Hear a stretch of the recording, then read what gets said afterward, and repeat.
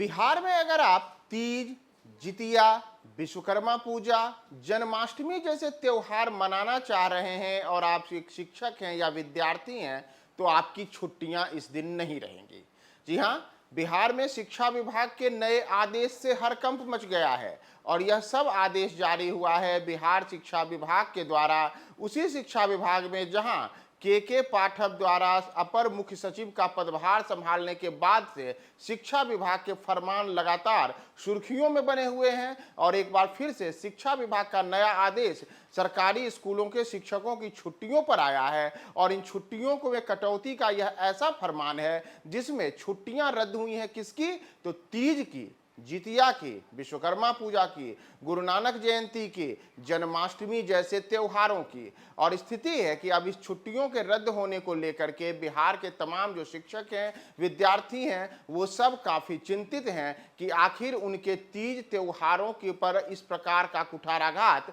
क्यों किया जा रहा है। दरअसल बिहार में सरकारी शिक्षकों के आफत कम होने का नाम नहीं ले रही है और शिक्षा विभाग के नए आदेश से अब शिक्षकों की छुट्टियों पर डंडा चला दिया गया है। इसमें न केवल शिक्षकों की छुट्टियां कटी हैं बल्कि विद्यार्थियों पर भी इसका सीधा सीधा असर पड़ेगा। बिहार शिक्षा विभाग ने सितंबर से दिसंबर 2023 के बीच बिहार के सरकारी स्कूलों में त्योहारों की छुट्टियों की संख्या को 23 से घटाकर 11 कर दी है। शिक्षा विभाग ने इसके लिए हरितालिका व्रत, तीज, जितिया, विश्वकर्मा पूजा, श्री कृष्ण जन्माष्टमी, गुरु नानक जयंती जैसे प्रमुख व्रत और त्योहारों की छुट्टियां रद्द कर दी हैं। सबसे बड़ा झटका दीपावली से छठ के बीच रहने वाली छुट्टियों पर चला है। अब तक दीपावली से छठ के बीच लगातार छुट्टियां रहती थी और इस वर्ष इस प्रकार की छुट्टियों के तहत दीपावली से छठ के बीच लगातार 9 दिन की छुट्टी होनी थी, लेकिन अब यह छुट्टी की संख्या को घटाकर केवल 4 दिन कर दिया गया है। इसमें दीपावली के दिन 1 दिन की छुट्टी रहेगी और उसके बाद चित्रगुप्त पूजा के दिन 1 दिन की छुट्टी होगी, जबकि छठ पूजा के समय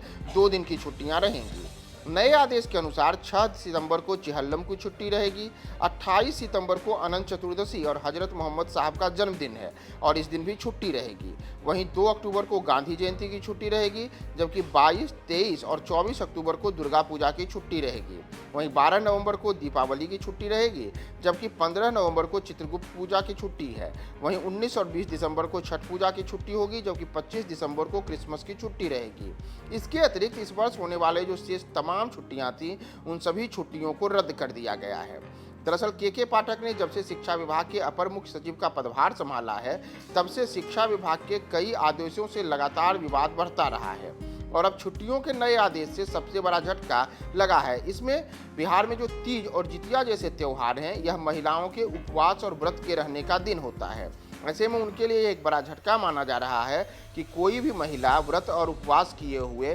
कैसे स्कूलों में पढ़ाने जाएंगी।